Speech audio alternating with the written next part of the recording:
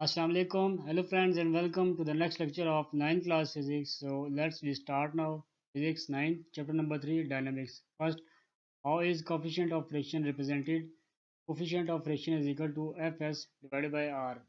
How is coefficient of friction represented? Coefficient of friction is equal to Fs divided by R. Next, if m be the mass of the block, then for horizontal surface, what will be the normal reaction R?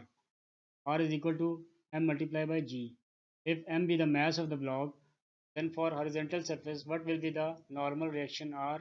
R is equal to m multiplied by g. Next, what is needed to walk on the ground? Friction force.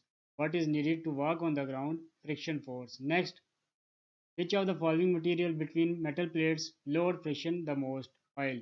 Which of the following material between metal plates lowers friction the most? Oil. Next, what is the coefficient of friction between glass and glass? 0.9 microsecond. What is the coefficient of friction between glass and glass? 0.9 microsecond. Next, what is the coefficient of friction between glass and metal? 0.5 to 0.7 microsecond. What is the coefficient of friction between glass and metal? 0.5 to 0.7 microsecond. Next, what is the coefficient of friction between ice and wood?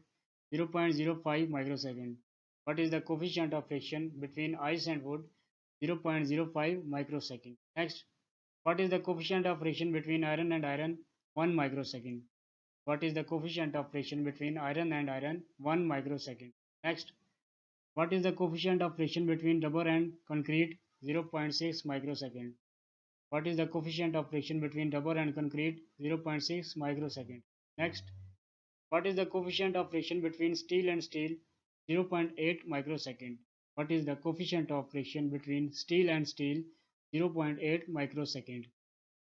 Thank you friends. Keep watching and keep learning. Allah Hafiz.